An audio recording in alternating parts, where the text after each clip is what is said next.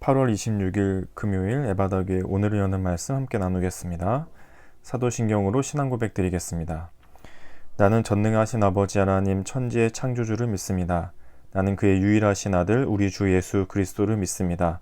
그는 성령으로 잉태되어 동정녀 마리아에게서 나시고 본디오 빌라도에게 고난을 받아 십자가에 못 박혀 죽으시고 장사된 지 사흘 만에 죽은 자 가운데서 다시 살아나셨으며 하늘에 오르시어 전능하신 아버지 하나님 우편에 앉아 계시다가 거기로부터 살아있는 자와 죽은 자를 심판하러 오십니다.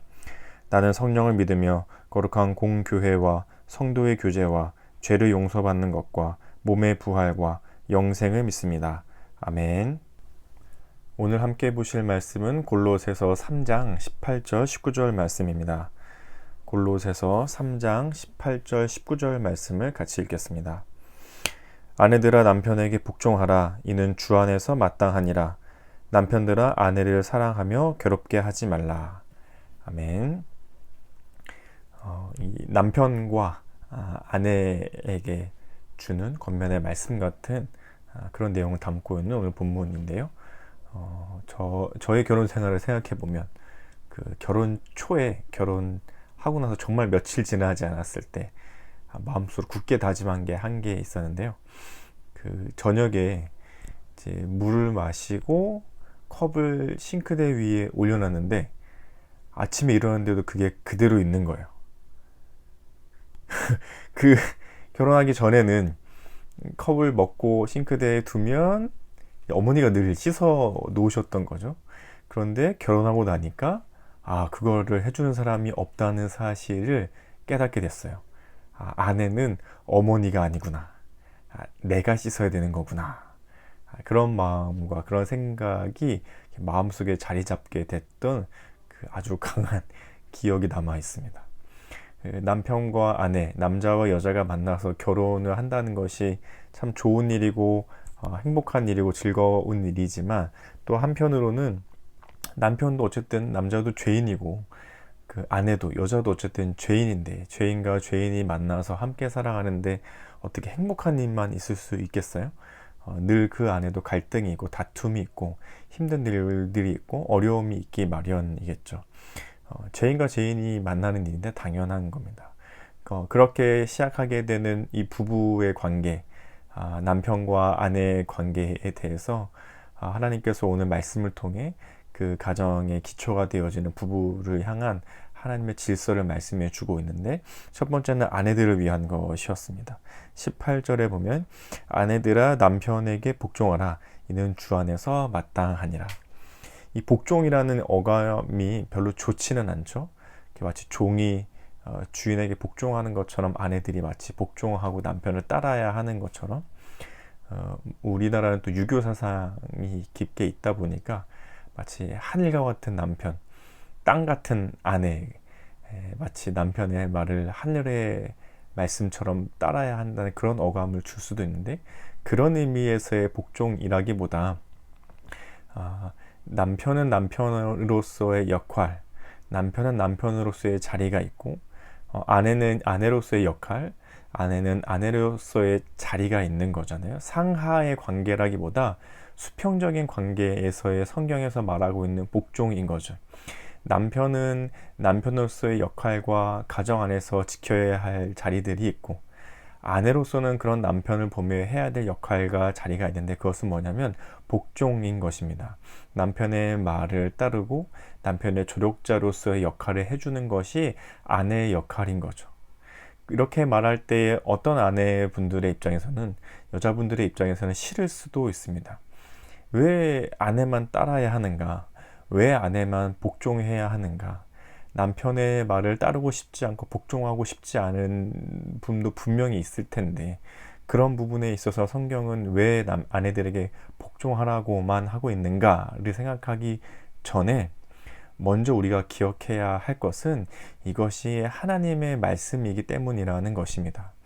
좋은 의미로 희석하거나 남편도 복종하고 아내도 복종하고 서로 복종하고 물론 그것도 맞는 말씀이기도 하지만 그런 것 이전에 하나님께서 가정을 만드시고 남편으로서 아내로서 그 가정 안에서 세워가야 할 질서를 만드셨는데 그것이 하나님께서 처음으로 얘기해 주고 계신 것은 남편들을 따라 아내들은 복종하라는 것이었습니다.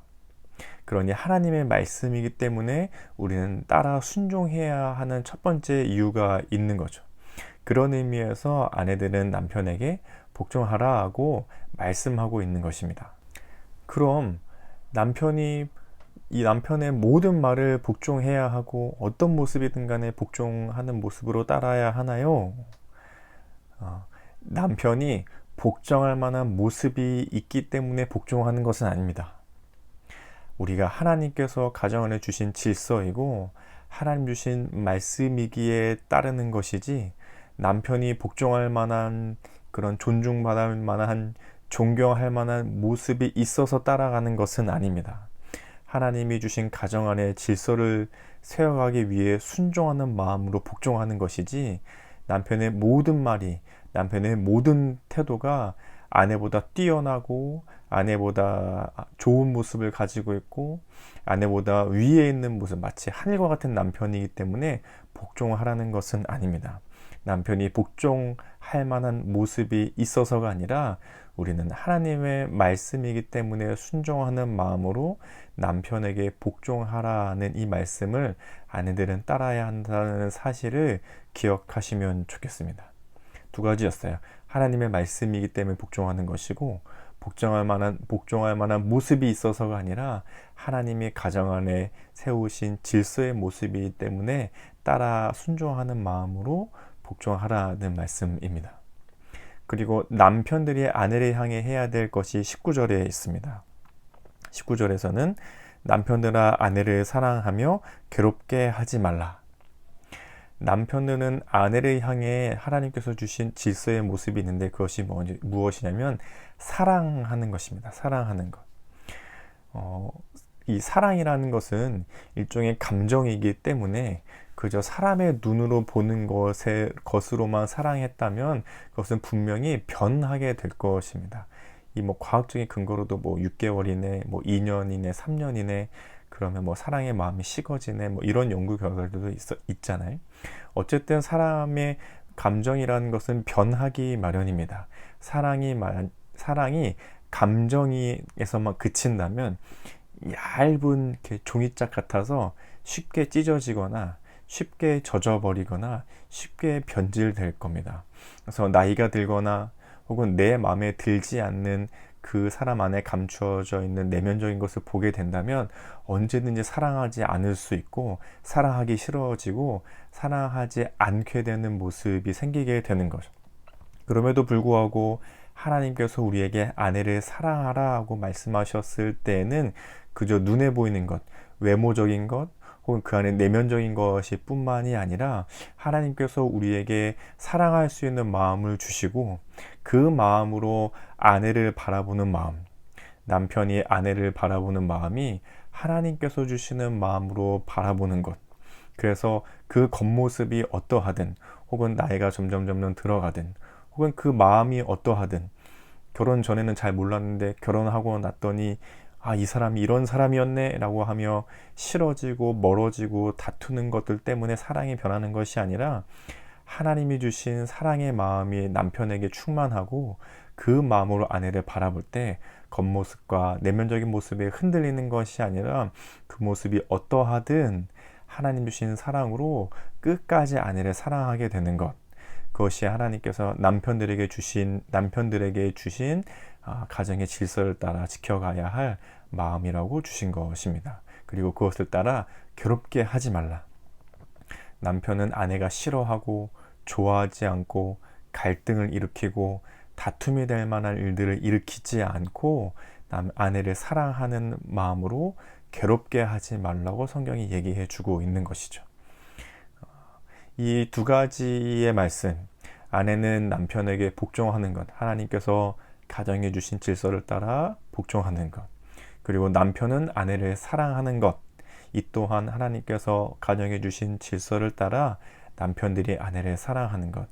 이 두 가지는 남편으로서 아내로서, 남자로서 여자로서, 그러나 뒤집어 보면 결국 죄인이 만나 이루어진 가정 안에 하나님께서 가장 기초적이고 가장 기본적으로 가져야 할 질서를 세워가시는 하나님이 주신 말씀이라고 우리는 생각해 볼 수 있습니다. 그러니 이것은 그저 그 하나의 여자로서 하나의 남자로서 따라야 된다는 의미를 넘어서서 한 사람의 그리스도인으로, 한 사람의 여성 그리스도인으로, 한 사람의 남성 그리스도인으로서 신앙이, 믿음이 기초가 되어야 따라갈 수 있는 하나님의 말씀인 것이죠. 그래서 인간적인 기준에서 저는 싫어요, 저는 그렇게 하고 싶지 않아요, 저는 사랑할 만한 모습이 전혀 느껴지지 않아요 라고 벗어버릴 문제가 아니라, 그렇게 되지 않을 때, 정말 복종하는 마음이 생기지 않고 사랑하는 마음이 생기지 않을 때 우리의 신앙을 돌아보고 우리의 믿음을 돌아보아야 할 문제로 심각하게 받아들일 만한 문제이기도 합니다. 또한 우리의 신앙과 우리의 믿음을 점검하며 하나님이 남편에게 복종하라고 나를 이 가정에 세워주셨지, 하나님이 아내를 사랑하라고 남편으로 나를 이 가정에 세워주셨지 하는 믿음과 신앙의 눈으로 보며 세워가야 할 가정의 아주 기초적인 질서라고 생각해 볼 수 있습니다. 이것을 기도 제목 삼아 오늘 이렇게 우리 같이 기도하시면 좋겠습니다. 남편에게 복종하고 아내를 사랑하며 하나님 주신 가정 안에 말씀으로 질서를 세워가는 우리의 믿음이 되게 하소서.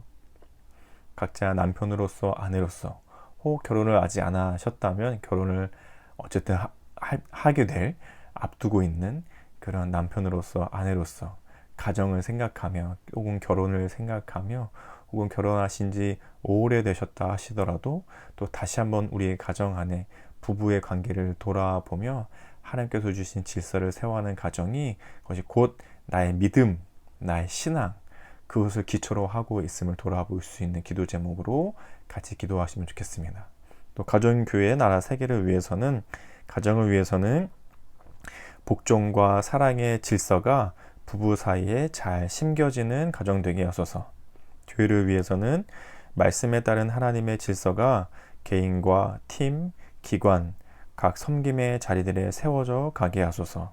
우리 나라를 위해서는 남녀 간의 갈등, 또 성평등 문제, 가정 문제 등이 하나님께서 만드신 창조 질서를 따라 건강하게 세워져가는 나라 되게 하소서. 우리 세계를 위해서는 세계 곳곳에 하나님을 믿는 가정들을 통해 날로 확장되어가는 하나님 나라를 보게 하소서.